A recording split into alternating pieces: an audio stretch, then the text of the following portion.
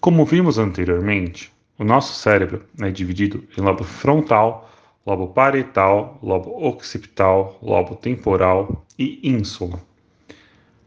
Mas conhecendo apenas essa divisão, não nos traz muita informação sobre como o nosso cérebro funciona, pois cada partezinha exerce uma função e como essas partes se comunicam nos dá muita informação de como as nossas funções cognitivas acontecem de fato.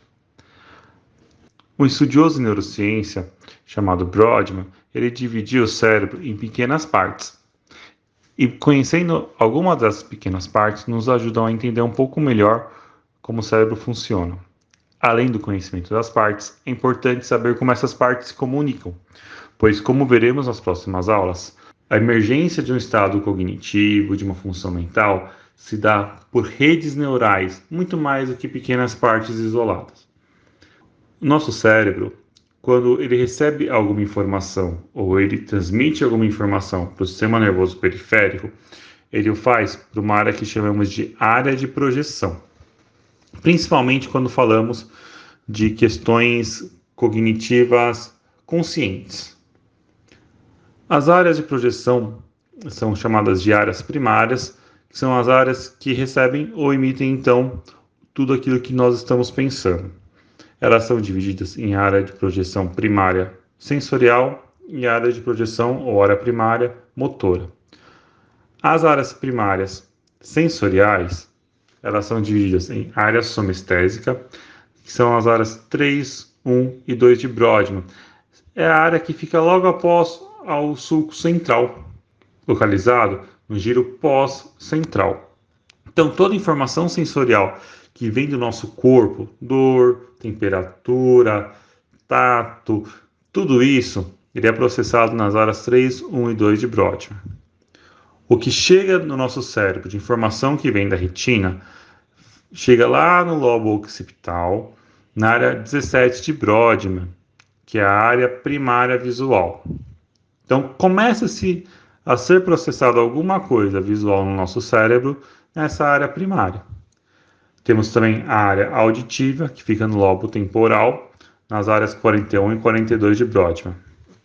A área vestibular, ou seja, que traz informações de equilíbrio, e a área olfatória, então que traz informações do nosso olfato, já é um pouco mais difícil a gente ver nessa figura.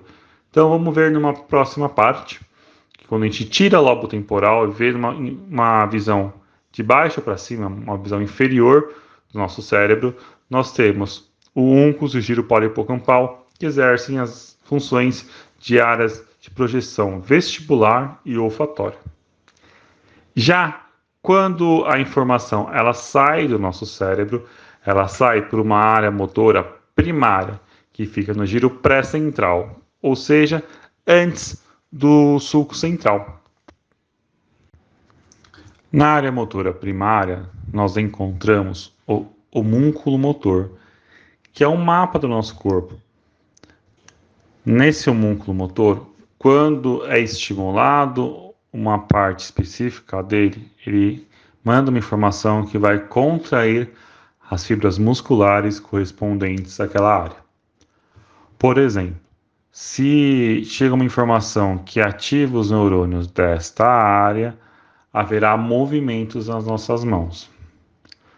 Mas reparem nessa figura. É uma pessoa bem estranha, né? Com uma mãozona, um pezinho, uma coxa bem pequena. Por que será? Então pense, para nós fazermos movimentos de escrita, por exemplo, nós escrevermos, nós precisamos de uma ativação e um controle motor muito grande. Olhem quantos movimentos são possíveis de fazer com as nossas mãos e os nossos dedos.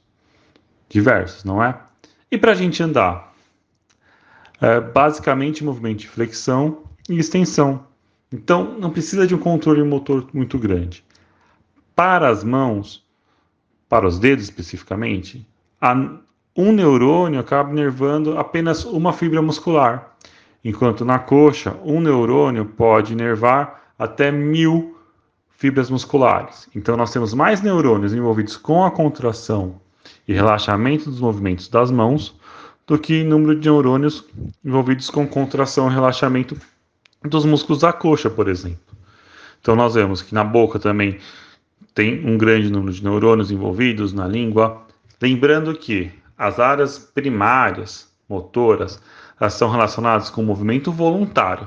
O movimento involuntário são controladas por outras partes do cérebro.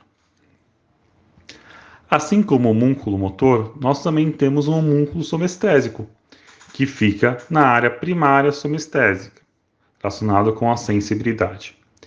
E veja como aqui é diferente. O princípio é o mesmo. Então, quanto mais neurônios, mais sensibilidade eu tenho em uma parte do meu corpo. Aqui nós vemos que as proporções são diferentes e acabam aparecendo outras áreas. Por exemplo, os dentes.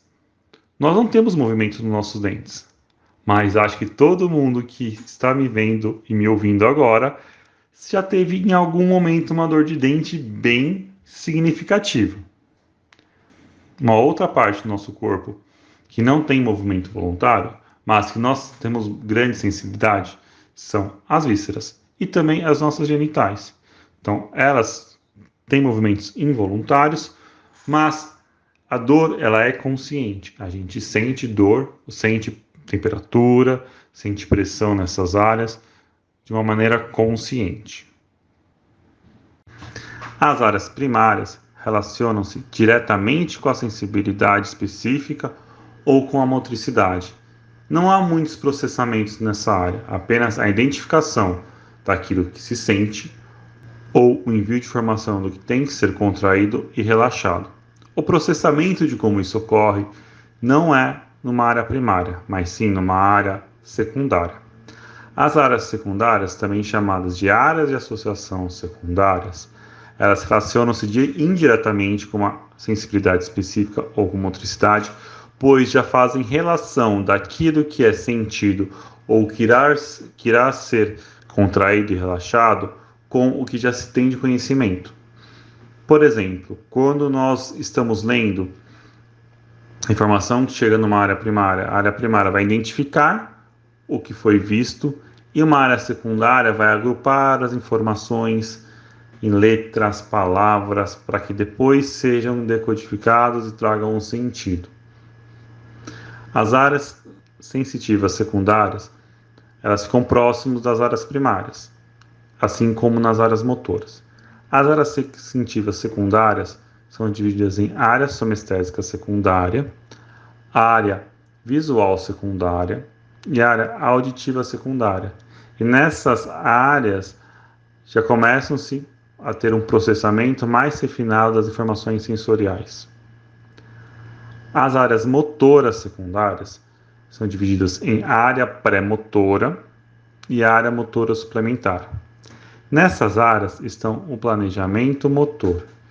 Então, se eu quero escrever, falar ou tomar um copo de água, a informação de qual músculo eu tenho que contrair, qual músculo eu tenho que relaxar, esse processamento são feitas nas áreas motoras secundárias. Além das áreas secundárias, nós temos outro tipo de áreas de associação, que são as áreas de associação terciárias, que elas vão associar aquilo que está chegando das diversas áreas sensoriais. Então, nessas áreas, nós temos informações multimodais, de várias sensações que chegam e chegaram ao mesmo tempo no nosso corpo e fazem a interpretação, o processamento de diversas informações, buscando nas nossas memórias, nos nossos conhecimentos prévios, o que há sobre um determinado assunto, sobre algo que estamos vivendo no momento. Para entender um pouquinho melhor, vamos conhecer quais são essas áreas. Uma bem conhecida é o córtex pré-frontal. É uma área de associação terciária envolvida com raciocínio, planejamento, com as funções executivas. Uma outra área muito importante, principalmente para a aprendizagem, é a área temporoparietal, conhecida também como área de Wernicke e estruturas associadas. A área temporoparietal está relacionada com a linguagem e processamento de questões linguísticas.